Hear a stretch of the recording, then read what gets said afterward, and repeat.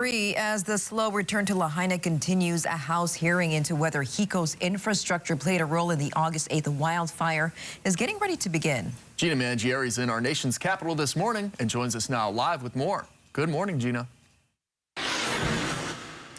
Good morning, Sam and Christine. Yeah, it is a very busy day here over at the Capitol because all eyes are on a looming shutdown of the federal government. But amid all of that, the House is finding time to have a hearing into the potential role of electric infrastructure in the cause of the Maui fires.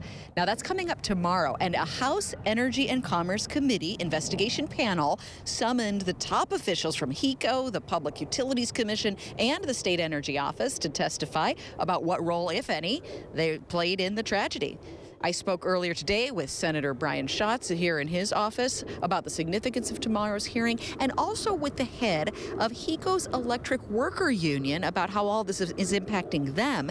Here's what they both had to say. I think it's appropriate. The federal government is involved through FEMA and other agencies. I think the legislative branch of the federal government has a right to do an inquiry.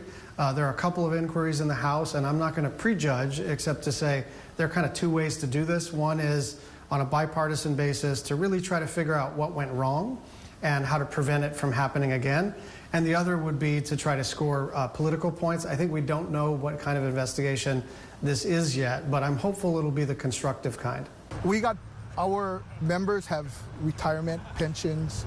A lot of that would be in flux, that we would need to make sure that they're covered. So of course they're unsure of what is the next steps. Now, so far, HECO has acknowledged its downed power lines appear to have caused a morning blaze, but they say the cause of the deadly afternoon flare-up, that's still unknown.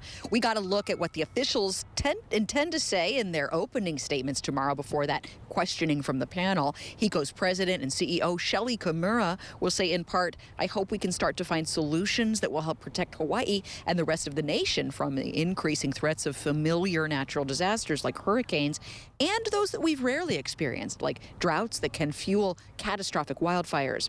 Mark Glick, the state's chief energy officer, says his office expects that the results of investigations will be helpful in informing additional measures and recommendations for limiting future wildfires and their ill effects.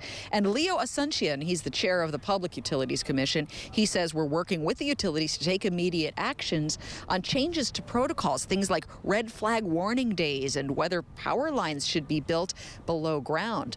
On the day of the blaze, remember those lines and those poles brought down in the gale force winds caused so much havoc throughout the day on the roads and the highways across West Maui. Now that hearing is getting underway at 10 a.m. tomorrow. Still a lot of prep going on here all day long for that. A lot of Hawaii officials are here in town. We're catching up with each and every one of them as we prepare for tomorrow's big day. And of course, we'll cover that hearing, all the reaction and the implications that come from that.